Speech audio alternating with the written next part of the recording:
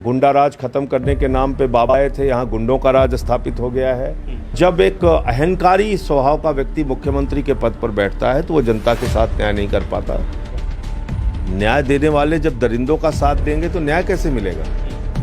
मैं यही तो बात कह रहा हूँ। ये सरकार दरिंदों के पक्ष में खड़ी है। रेप की पुष्टि 22 सितंबर के मेडिको लीगल रिपोर्ट में, जो जवाहरलाल नेहरू मेडिकल कॉलेज की रिपोर्ट है डॉक्टर्स की, उसको पढ़िए।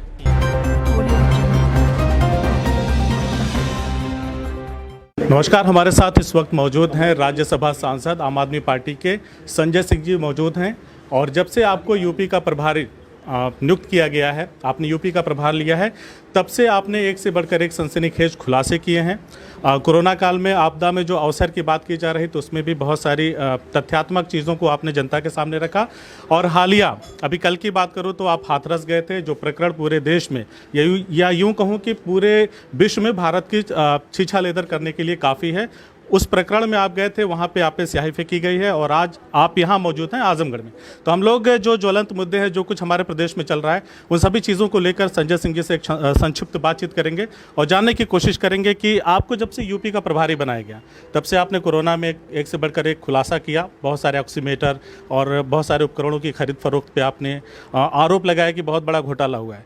तो उन आरोपों का क्या हुआ? देखिए, मैंने कहा था 75 जिलों में घोटाला हुआ है जी। 800 रुपये का ऑक्सीमीटर 5000 में खरीदा गया, 1600 का थर्मोमीटर 13000 में खरीदा गया। 800% कमीशन खाया इन लोगों ने। जब लोगों की लाशें शमशानों में बिछी हुई थी, योगी सरकार शमशान में दलाली खाने में लगी हुई थी।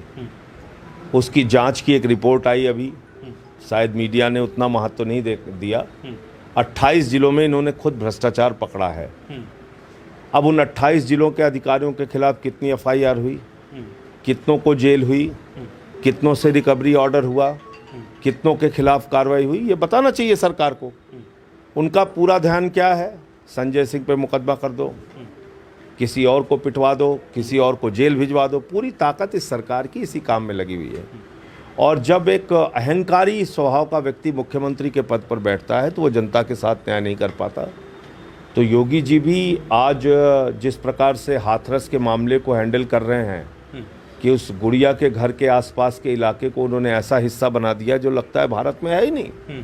और कल पुलिस सुरक्षा में हमें ले गए और पुलिस सुरक्षा के बीच विश्वासघात करके हमला कराया।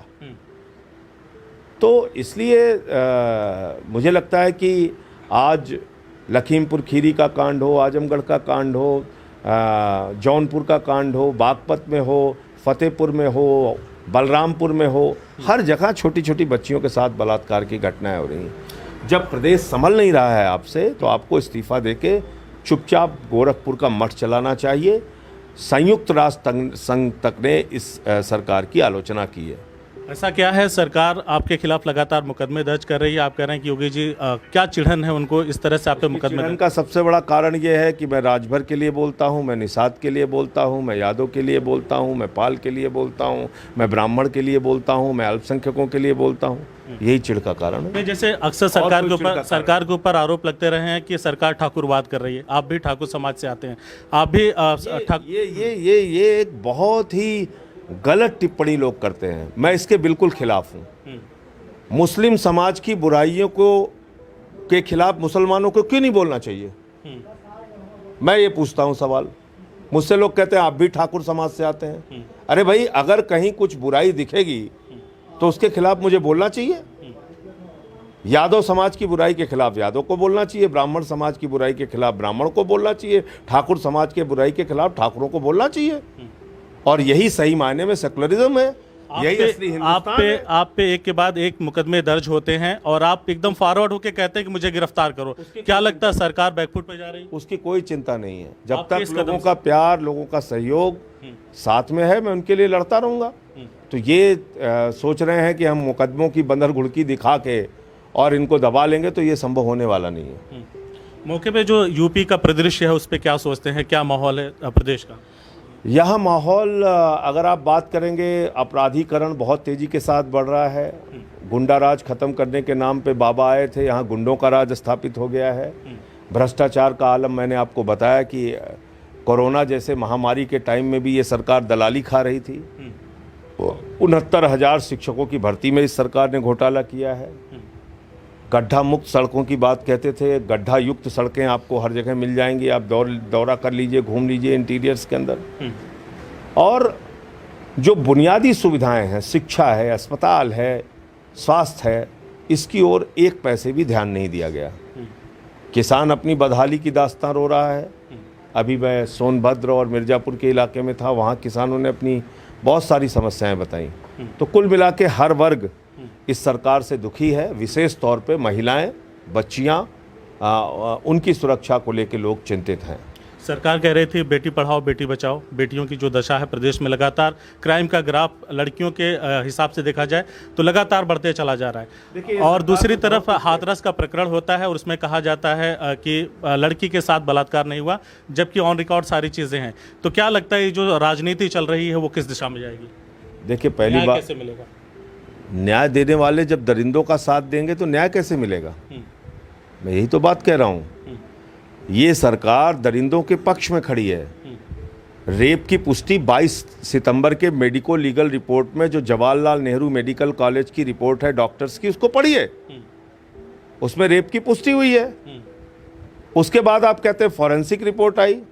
फॉरेंसिक का सैंपल आपने लिया 11 दिन के बाद।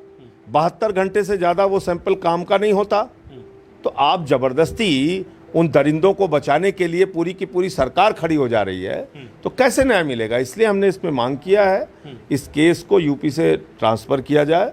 गैर भाजपा शासित किसी राज्य में नंबर 1, उस परिवार को वायु श्रेणी की सुरक्षा दी जाए नंबर 2, और पूरा का पूरा सीबीआई की जांच का मामला ये सुप्रीम कोर्ट के जज की निगरानी में हो। जाति विशेष के लोगों के द्वारा जो पंचायतें की जा रही है गांव के आसपास, कहा जा रहा है कि पीड़ित परिवार को डराने धमकाने और पूरी तरह से इस केस को दबाने की कोशिश में की जा रही है। आपको क्या लगता है? देखिए, मुझे ये लगता है कि जो लोग क्षत्रिय एकता के नाम पे बलात्कारियों का साथ दे रहे हैं, उनको ये मैं कहना चाहता हूँ कि क्षत्रियों का धर्म है बेटियों की रक्षा के लिए अपनी गर्दन कटाना।